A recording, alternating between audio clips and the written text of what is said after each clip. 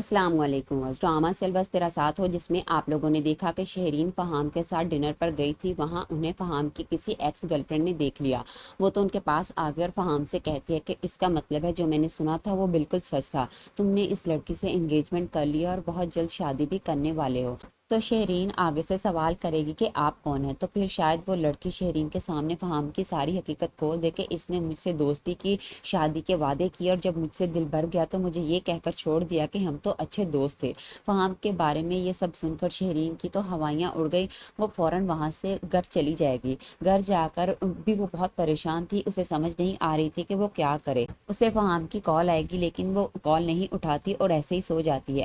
اگلے دن فہام پھر سے شہرین کو کال کرے گا تو شاید پھر شہرین اس کی کال اٹھا لے۔ اب فہام شہرین کو کوئی نہ کوئی کہانی سنا کر اس بات کا یقین دلانے کی کوشش کرے گا کہ وہ لڑکی جھوٹ بول رہی تھی۔ ادھر دوسری جانب آنسا نے بھی فیصلہ کر لیا ہے کہ وہ اپنے اور انس کے مجرم کو تلاش کر کے ہی رہے گی۔ اس لیے وہ انس سے کہتی ہے کہ چلو میرے ساتھ، ہم عشا کے ابا سے مل کر آتے ہیں اور انہیں کہتے ہیں کہ وہ جلد از جلد ہمارا مجرم تلاش کرنے کی کوشش کریں۔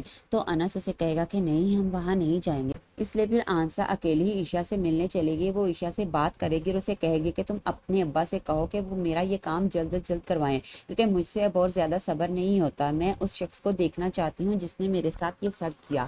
آنسا جب گھر آئے تو انس اسے کہتا ہے کہ میں نے جب تمہیں منع کیا تھا تو تم وہاں کیوں گئی، کیوں ملی عشا اور اس کے ابا سے؟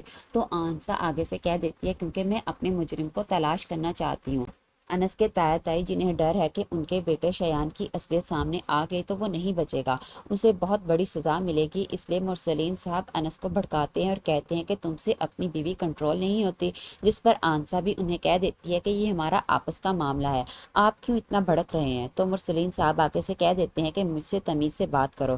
اب انس ہی آنسا اور اپنے تایا کو آپس میں بحث کرنے سے روکے گا اور آنسا سے کہتا ہے کہ تم کمرے میں جاؤ، میں آتا ہوں۔ آنسا کے جانے کے بعد انس اپنے دادا سے کہتا ہے کہ دادا، آپ نے شیان کا نام نہ بتانے کی قسم دے کر مجھ پر بہت بڑا ظلم کیا ہے۔